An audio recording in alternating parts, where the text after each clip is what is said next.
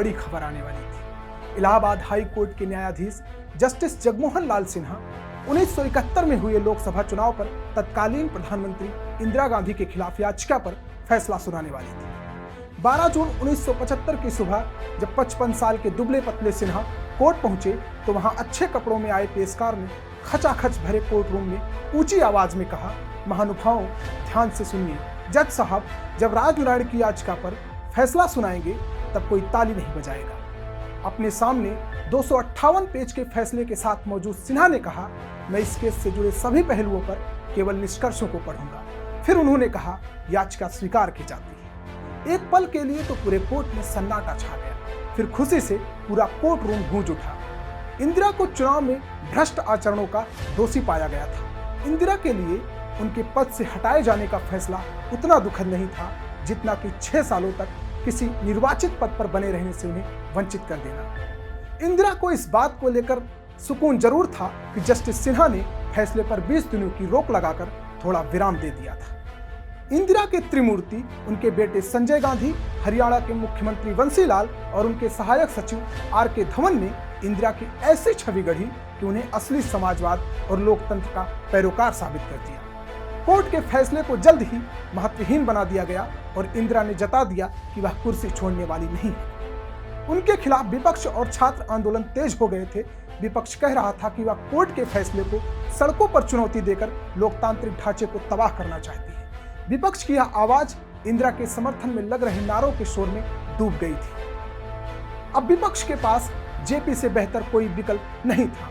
महात्मा गांधी के बाद देश की अंतरात्मा के प्रहरी जयप्रकाश नारायण, जिन्होंने सदैव उस मौन आबादी को आवाज दी थी जिसे सताया और वंचित किया गया था, एक अरसे से उन्हें सार्वजनिक जीवन में लोकनायक के रूप में जाना जाने लगा था। अब जेपी के हमले इंदिरा के खिलाफ तीखे हो चले थे और वो कहने लगे थे कि केंद्र सरकार एक महिला वाली सरकार है जिसे लोकतंत्र का मुखौटा पहनाकर तानाशाही में बदल दिया गया है। दबे स्वर में ही सही यही बात कांग्रेस के अंदर खाने से भी सुनी जा सकती थी। मशहूर पत्रकार कुलदीप नैयर अपनी किताब इमरजेंसी की इनसाइड स्टोरी में लिखते हैं, इंदिरा को लग रहा था कि विपक्ष उन्हें कुर्सी से उतारने की साजिश रच रहा है, इसलिए विपक्ष के खिलाफ कड़े फैसले लेने के लिए वह किसी भी हद तक जा सकती थी। उधर संजय गांधी अपनी मां इंदिरा गांधी पर लगे आरोपों को फीका करने की व्यापक योजना बना रहे थे। उनका ग्रुप आत्मविश्वास से लबरेज था।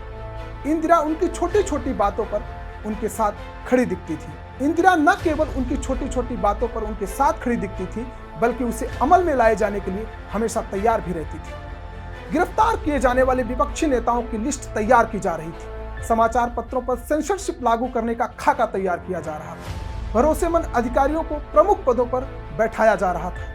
23 जून को सुप्रीम कोर्ट के जस्टिस कृष्ण अय्यर ने अपील पर सुनवाई की और इस नतीजे पर पहुंचे कि इंदिरा को किसी गंभीर चुनाव अपराध का दोषी नहीं ठहराया गया है। इसलिए जब तक सुप्रीम कोर्ट मामले का निपटारा नहीं कर देता तब तक उन्हें लोकसभा में वोट करने का अधिकार नहीं होगा। विपक्ष ने सुप्रीम कोर्ट के फैसले का स्वागत किया और इंदिरा को इस्तीफा देने पर मजबूर करने के लिए देशव्यापी आंदोलन छेड़ने का इरादा जता दिया। अय्यर के फैसले ने कांग्रेस पार्टी के अंदर प्रधानमंत्री पद की महत्वाकांक्षा रखने वाले जगजीवन राम की योजना पर पानी फेर दिया था। वह अपने पद पर बनी रह सकती थी।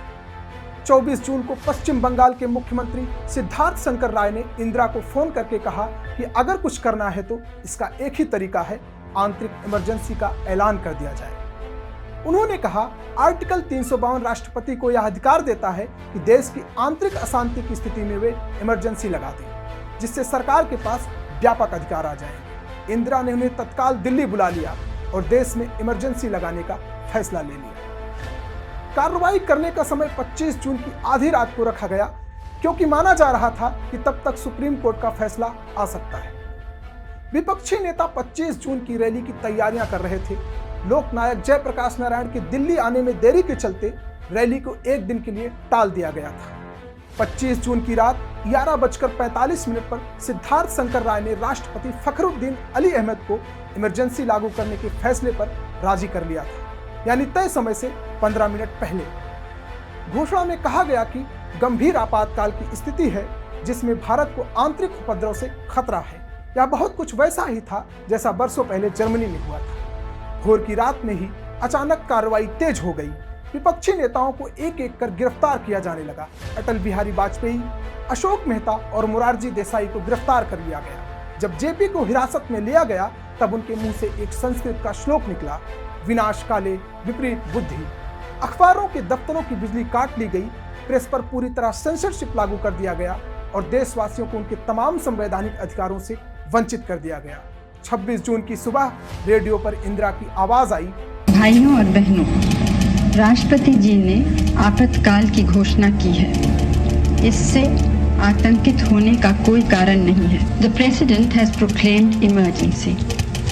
This is nothing to panic about. मैं अभय कुमार, खबरें इंडिया, प्रयागराज।